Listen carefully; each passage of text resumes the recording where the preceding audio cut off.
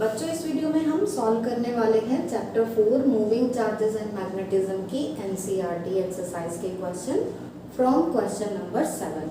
Question number 1 to 6 की video का link आपको डिस्क्रिप्शन में मिल जाएगा और इस चैप्टर की फॉर्मूला शीट भी ऑलरेडी अपलोडेड है, तो आप वो भी एक बार देख लेंगे क्वेश्चन करने से पहले, जिससे कि आपको क्वेश्चन इजीली समझ में आ जाए कि कहाँ कौन सा फॉर्मूला अप्लाई करना है। तो चलिए देखते हैं question number 7। Two long and parallel straight wire A and B carrying currents of 8 ampere and 5 ampere in the same direction are separated by a distance 4 centimeter। बच्चों क्वेश्चन में 2 parallel wires given है जिनमें same direction में current flow हो रहा है। एक में 8 एम्पियर का करंट फ्लो हो रहा है तो दूसरे में 5 एम्पियर का करंट फ्लो हो रहा है। ठीक है, एक दूसरे से ये 4 सेंटीमीटर की डिस्टेंस पर है। ये जो डिस्टेंस है ये 4 सेंटीमीटर की डिस्टेंस है।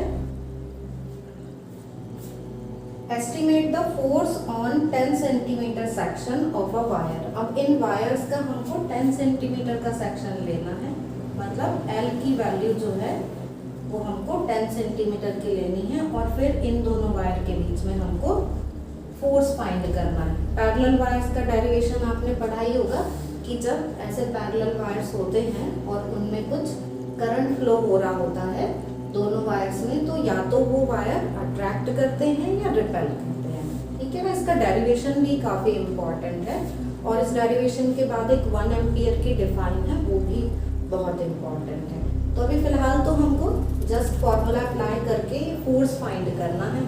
तो क्या क्या गिवन है हम यहाँ पर भी लिख लेते हैं। हमें यहाँ पर आई ए, जैसे एक वायर है ये ए, एक वायर है बी।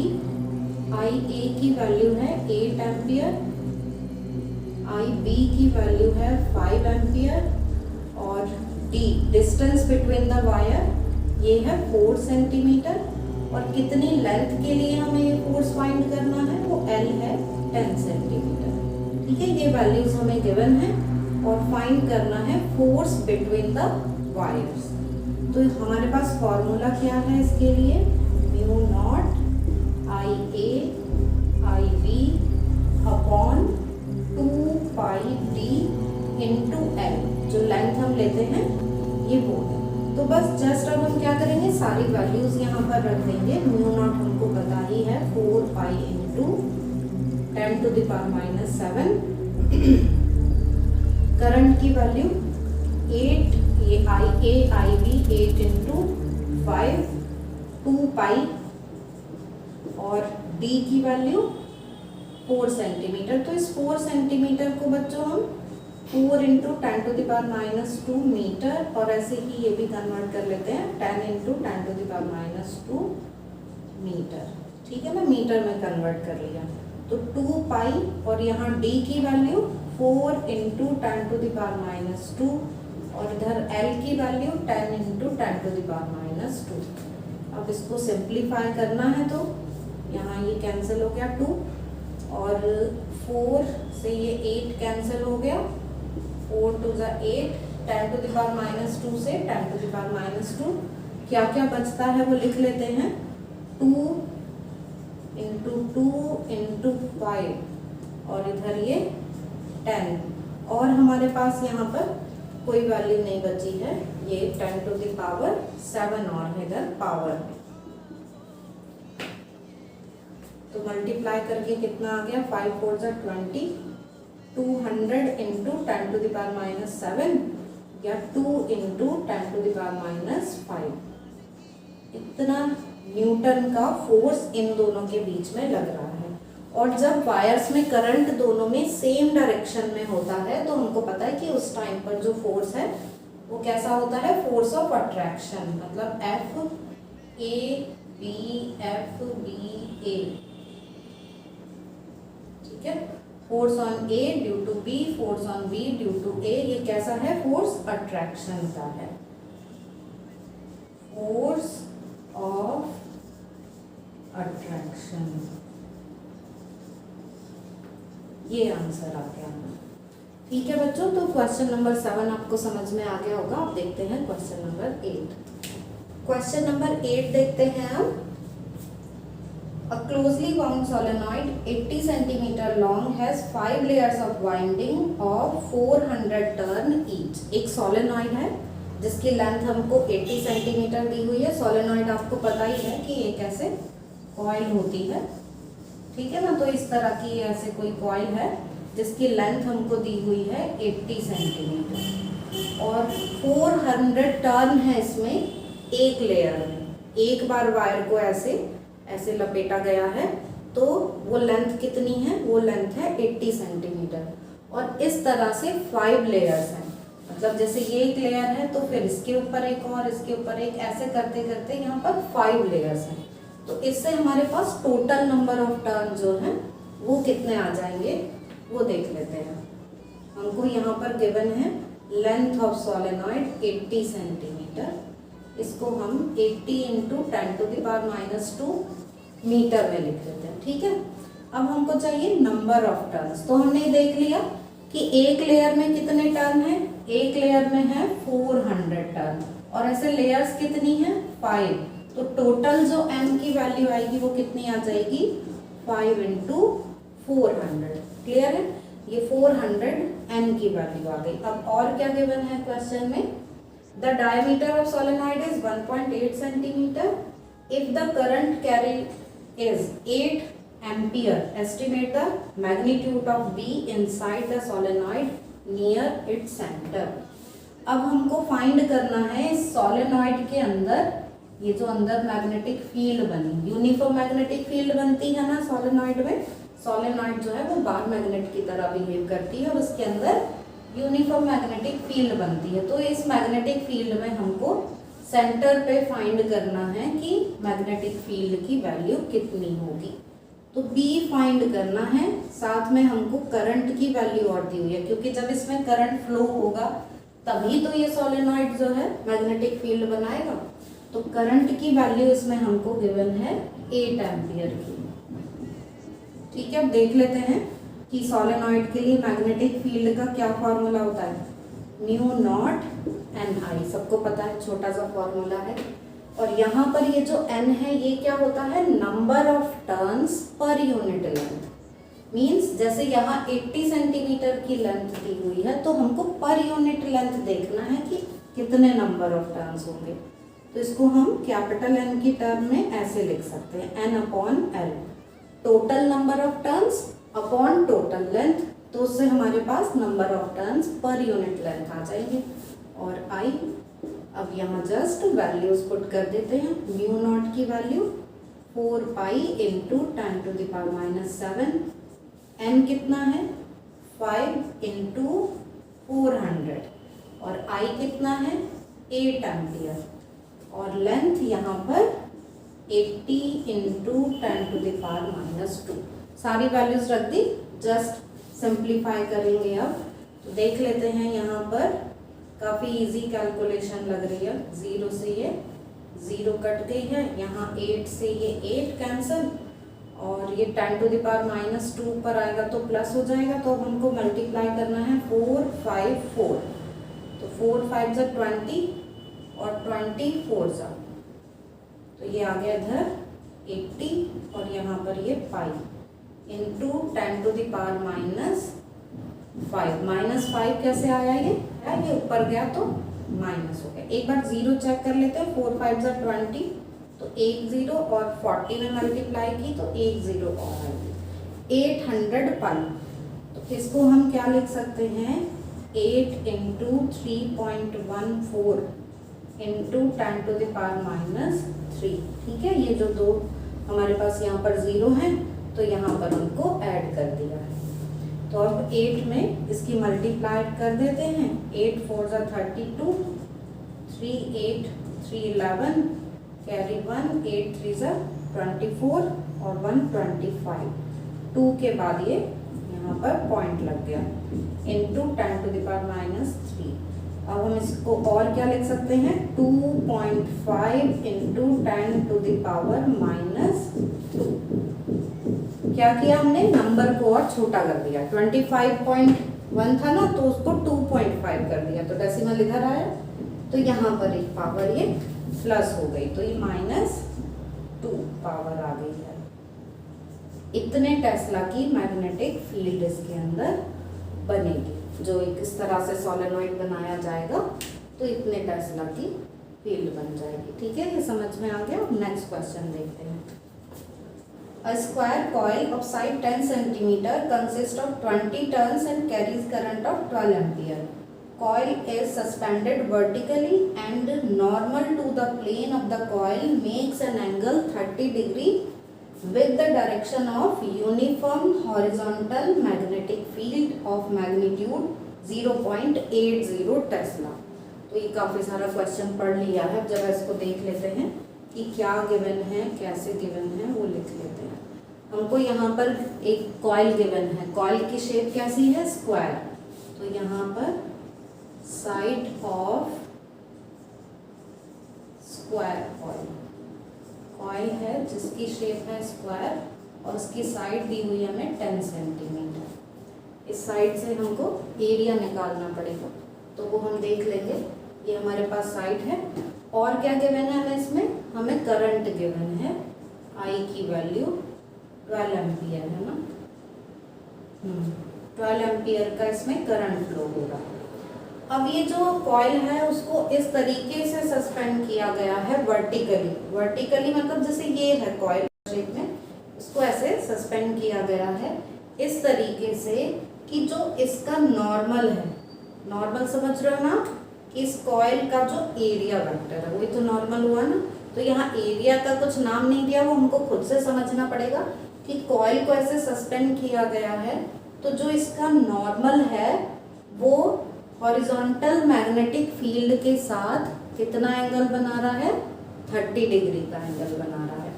तो अगर ये ऐसे है और ये एरिया वेक्टर है तो जो मैग्नेटिक फील्ड है, मैग्नेटिक फील्ड कुछ इस तरीके से होगी कि इस एरिया वेक्टर के साथ 30 डिग्री का एंगल बनाएगी। सीधे सीधे ये हमें थीटा की वैल्यू दे दी है। यहाँ पर इन्होंने हमें ये बोल दिया कि नॉर्मल एंगल बना रहा है। अगर ये बोला होता कि ये कॉइल मैग्नेटिक फील्ड के साथ कुछ एंगल बना रही है तो हम एरिया वेक्टर का एंगल पहले फाइंड करते 90 माइनस थीटा से, पर अब हमें यहाँ पर वो नहीं करना है। हमें तो नॉर्मल का ही एंगल मैग्नेटिक फील्ड के साथ दिया हुआ है।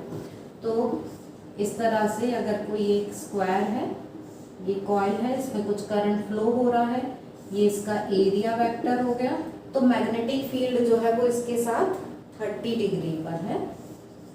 तो ये 30 डिग्री का एंगल यहाँ पर मैग्नेटिक फील्ड का बन गया। मीन्स थीटा हमको यहाँ पर 30 डिग्री दिए हुए है और यहाँ पर मैग्नेटिक फील्ड कितनी दी हुई है हमको? मैग्नेटिक फील्ड है इसमें 0.80 टेस्ला और थीटा कितना है? 30 डिग्री। फाइंड क्या करना है? What is the magnitude of torque experienced by the coil. Torque means अब ये जो कॉइल है जब मैग्नेटिक फील्ड में इसको रखेंगे, एरिया वेक्टर मैग्नेटिक फील्ड के साथ कुछ एंगल बनाएगा तो इस पर एक फोर्स लगेगा, वो फोर्स इसको रोटेट करेगा। मीन्स यहाँ पर एक टॉर्क डेवलप होगा। तो वही टॉर्क हमको बताना है। अब टॉर्क का फॉर्मूला हमको पता ही है, NIAB साइन थीटा। अब n लिखना हमारे लिए रह गया है, n की वैल्यू और लिख लेते हैं। नंबर ऑफ टर्न्स कितने दिए हुए थे? 20। तो n की वैल्यू 20 हो गई। करंट हमारे पास ये है 12 एम्पियर। एरिया हम इससे फाइंड कर लेंगे। अब ये जो स्क्वायर है यहाँ साइड हमको 10 सेंटीमीटर दी हुई है तो एरिया क्या आ जाएगा? 10 का स्क्वायर और सेंटीमीटर स्क्वायर। इसको कन्वर्ट कर लेते हैं हम मीटर में। तो 100 इंटू 10⁻⁻4 मीटर स्क्वायर, या इसको हम लिख दें 10⁻⁻2 मीटर स्क्वायर। एक बार इसको और समझ लीजिए। ये हमें साइड दी हुई है, एरिया फाइंड करना है तो स्क्वायर का एरिया क्या होता है? साइड का स्क्वायर। सेंटीमीटर यूनिट है, सेंटीमीटर स्क्वायर में आ गया एरिया। हम कन्वर्ट किस में करेंगे? मीटर में। तो 1 सेंटीमीटर में 10⁻2 मीटर होते हैं ना, तो स्क्वायर जब करेंगे तो -2 का स्क्वायर होके -4 आ जाएगा और 10 का स्क्वायर ये 100 आ ही गया। तो यहाँ पर ये 2 0 है, यहाँ पावर -4 है, तो उसको हम क्या लिख देंगे? 10⁻2 मीटर स्क्वायर। इस तरह से ये हमारे पास a की वैल्यू आ गई। थीटा 30 है ये, तो just put all the values n 20 I 12 a 10 to the power minus 2 b 0.80 sine theta sine 30 degree, और ये साइन 30 1/2 हो जाएगा। पहले हम ये बाकी तब तक देख लेते हैं, इनको सॉल्व कर लेते हैं। ये 80 है तो हमने इसको डेसिमल हटा के, थोड़ा इजी हो जाती है ना कैलकुलेशन, तो बाकी आपकी मर्जी है जैसे आपको कैलकुलेशन इजी लगती है। तो अभी यहाँ पर हमारे पास क्या क्या बच गया देख लो। तो ये है 20 12 और इधर ये 80, तो ये 12 2 240 और यहाँ पर है ये 80 और इधर ये 10 to the power minus 2 और यहाँ साइन 30 की वैल्यू 1/2 कहेगी यहाँ पर अपॉन में किए भी 100 हो गया। तो ये तो हमारे ये 0 कैंसिल ही हो गए। अब यहाँ इनकी मल्टीप्लाई, तो इससे पहले हम इसको काट देते हैं। ये 12 आ गया, 2 से 24, 12 8 96 into 10 to the power minus 2, इसको हम लिख सकते हैं 0.96। क्या है ये? टॉर्क। टॉर्क की यूनिट क्या होती है? Newton metre. तो टॉर्क की वैल्यू 0.96 न्यूटन मीटर आ गई। ये आंसर आ गया हमारा, यही पूछा था इसमें। तो आपको ये क्वेश्चन नंबर 9 भी समझ में आ गया होगा। अब देखते हैं नेक्स्ट क्वेश्चन। क्वेश्चन नंबर 10 देखते हैं बच्चों। Two moving coil meters M1 and M2 have following particulars R1, N1, A1, B1, R2, N2, A2, B। ये वैल्यूज हमें दी हुई हैं टू मूविंग कॉइल मीटर्स की, ठीक है। तो मूविंग कॉइल गैल्वेनोमीटर आपने पढ़ा था ना, तो यहाँ पर उसी के लिए क्वेश्चन है। यहाँ हमको टू मूविंग कॉइल मीटर्स दिए हुए हैं M1 एंड M2 और उनके लिए कुछ वैल्यूज दी हुई है। तो जो गिवन है लिख लेते हैं। 1 मीटर है ये M1, 1 मीटर है ये M2 और वैल्यूज जो दी हुई हैं वो क्या क्या है? R1 है 10 ओम, N1 है 30 ओम। R1 10 ओम, N1 30, नंबर जो है वो 30 दिया हुआ है और एरिया है यहाँ पर A1 है 3.6 into 10 to the power minus 3 metre square और दिया हुआ है magnetic field B1 is equal to 0.25 tesla. ये वैल्यूज हमें दी हुई है मीटर M1 के लिए। अब मीटर M2 की वैल्यूज और लिख लेते हैं। R2 है 14, R2 is equal to 14 ohm, N2 is equal to 42, ये 42 टर्म्स दिए हुए हैं। A2 एरिया कितना दिया हुआ है? 1.8 into 10 to the power minus 3 metre square. Magnetic field B2, magnetic field B2 है 0.50 tesla. The spring constant are identical for 2 meters। Spring constant के जो है वो दोनों के लिए सेम है। तो और क्या गिवन है हमें यहाँ पर? K1 is equal to K2 is equal to K, दोनों के लिए ये सेम है। क्या करना है? Determine the ratio of current sensitivity and voltage sensitivity of M2 and M1। यहाँ पर हमें ध्यान क्या रखना है कि जो करंट सेंसिटिविटी और वोल्टेज सेंसिटिविटी फाइंड करनी है वो M2 एंड M1 ऐसे गिवन है। मीन्स जो हम यहाँ पर रेशो फाइंड करेंगे वो M2 अपॉन M1 के लिए फाइंड करेंगे। तो फॉर M2 अपॉन M1, वरना इसमें उल्टा हो जाता है। जनरली M1 अपॉन M2 कर देते हैं जल्दबाजी में, फिर आंसर मैच नहीं करता है। गलत तो वो भी नहीं है, बस आंसर मैच नहीं करता है। तो M2 अपॉन M1 के लिए हमें फाइंड करना है A पार्ट में करंट सेंसिटिविटी। तो करंट सेंसिटिविटी IS। अब इसका फॉर्मूला क्या होता है करंट सेंसिटिविटी का? IS is equal to NAB upon K। ये फॉर्मूला होता है। कैसे आता है ये फॉर्मूला, कुछ आपको इसमें अगर याद ना हो तो इसका डेरिवेशन थोड़ा सा हम याद करेंगे मूविंग कॉइल गैल्वेनोमीटर का। तो उसमें हम जो टॉर्क है दो, इक्विलिब्रियम की कंडीशन में उन दोनों को इक्वल रख देते हैं। टॉर्क कौन से, एक जो अभी हमने जस्ट पहले फॉर्मूला लगाया था NIAB वाला, ये मैक्सिमम टॉर्क है, और इधर हम रख देते हैं K थीटा। तो इससे I की वैल्यू क्या आ जाती है, तो K अपॉन NAB और इधर थीटा। ठीक है, ये I की वैल्यू है, लेकिन हमें क्या चाहिए IS। अब ये IS क्या होता है, थीटा अपॉन I। तो यहाँ से थीटा अपॉन I निकालेंगे तो क्या हो जाएगा, theta upon I is equal to, या इधर चला गया, NAB अपॉन K। तो ऐसे ये फॉर्मूला आ जाता है।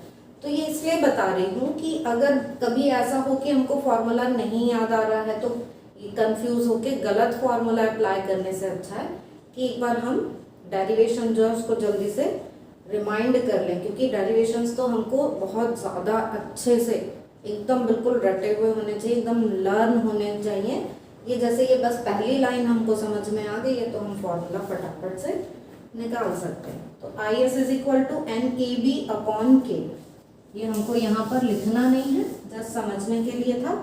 तो NAB अपॉन K से अब हमें क्या चाहिए, M2 अपॉन M1 के लिए।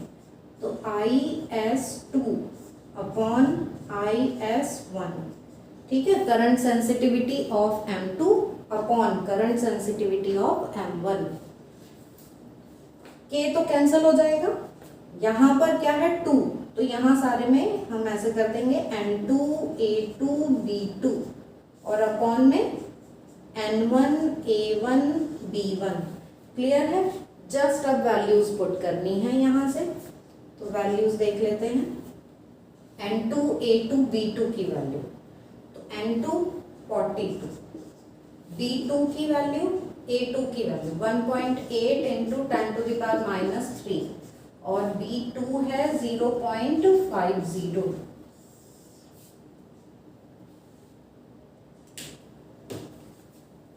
अपॉन में N1 कितना है 30 और A1 है 3.6 इंटू 10 टू द पावर -3 और B1 की वैल्यू है 0.25। ठीक है, अब इसको सिंप्लीफाई करते हैं। तो यहाँ पर हम देख रहे हैं ये 1.8 है, 3.6, तो 18 2 जा, ठीक है, यहाँ पे 2 आ गया और इधर ये 0.25 है और इधर 0.5 है, तो यहाँ पर भी ये 2 आ गया और इस 2 से तो ये 2 हो गया कैंसिल। और क्या बचता है हमारे पास 42/30 ये बच रहा है और पावर्स भी कैंसिल हो गई है। तो 42/30 मीन्स 3 से 42 को डिवाइड कर देना है। ठीक है, 0 तो हम देख ही लेंगे ये। तो ये कितना आ गया 3 1 3 3 4 12, तो 1.4 आ गया ये। 42/30 कितना आ गया 1.4। तो ये जो रेशो आया करंट सेंसिटिविटी का M2/M1 के लिए ये कितना आ गया 1.4। ठीक है, ये A पार्ट हो गया हमारा। अब B पार्ट देख लेते हैं। यही पार्ट में हमको निकालनी है वोल्टेज सेंसिटिविटी का रेशो। तो वोल्टेज सेंसिटिविटी मीन्स VS2 ये चाहिए। अब वोल्टेज सेंसिटिविटी का फॉर्मूला क्या होता है, θ/V से लेते हैं हम, तो मीन्स यही आ जाता है NAB/K और इसके साथ एक R और आ जाता है, यहाँ अपॉन में एक R और आ जाता है। ठीक है ना, ये NAB/K ये क्या है करंट सेंसिटिविटी, ये सेंसिटिविटी है, अदरवाइज आप ऐसे कंफ्यूज मत होना कि ये R/में कैसे आ गया। ये जो VS है इसका फॉर्मूला क्या होता है θ/V होता है। ठीक है ना, डिफ्लेक्शन पर यूनिट वोल्टेज और यहाँ पर ये IR आ जाता है और ये जो θ/I है यही क्या होता है IS। तो ये IS/R इस तरीके से आ गया। ठीक है, तो यहाँ पर ये R/में है। तो ये VS के लिए वैल्यू है कि VS की ये वैल्यू होती है। हमें क्या चाहिए यहाँ पर VS2 अपॉन VS1। तो हम देख रहे हैं सब सेम है यहाँ, सिर्फ क्या है एक ये R की वैल्यू जो है वो चेंज हो गई है। तो हम इसको ऐसे लिख सकते हैं NAB अपॉन K को IS और इधर इसको R लिख सकते हैं। मीन्स VS के साथ ये IS है तो IS2 upon IS1 into R कैसा है, इनवर्सली प्रोपोर्शनल। V के साथ R इनवर्सली प्रोपोर्शनल है तो हम यहाँ पर क्या लिख दें, फिर ये S2 है तो हम यहाँ लिखेंगे 1 R1 अपॉन R2। बस ये ध्यान देना है इसमें कि ये जो VS का फॉर्मूला है IS अपॉन R से आया और यहाँ पर ये दोनों तो डायरेक्ट हैं तो VS2 IS2 VS1 IS1, लेकिन R इनवर्सली प्रोपोर्शनल है तो हम इसको उल्टा कर देंगे, S2 के साथ यहाँ R1 लिखेंगे। अब ये वैल्यू तो हम ऑलरेडी फाइंड कर चुके हैं, ये है 1.4। R1 R2 की वैल्यू रख देते हैं। R1 है 10, R2 है 14, तो ये 10 और ये 14। ये वैल्यू हमने कहाँ से ली है, ये जो फाइंड की थी ना अभी जस्ट A पार्ट में। तो अब यहाँ आप देख रहे हो 10 से मल्टीप्लाई किया 14 हो गया, 14 से 14 कैंसिल, क्या आ गया 1। तो मीन्स VS अपॉन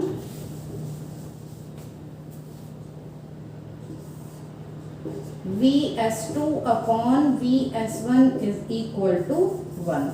तो दो आंसर हमारे आ गए हैं, थोड़ा ये मिक्स ना हो, देख लेते हैं। ये है A पार्ट और ये यहाँ पर है बच्चों ये B पार्ट है, ठीक है। तो ये A पार्ट और वो B पार्ट, इससे हमारे पास current sensitivity and voltage sensitivity दोनों आ गए। देखते हैं क्वेश्चन में, कुछ और तो नहीं करना आगे इसमें, बस यही फाइंड करना था। तो ये क्वेश्चन नंबर 10, मतलब आज हमने इस वीडियो में 7, 8, 9, 10 ये क्वेश्चंस कर लिए हैं। बाकी के क्वेश्चन बच्चों नेक्स्ट वीडियो में करेंगे।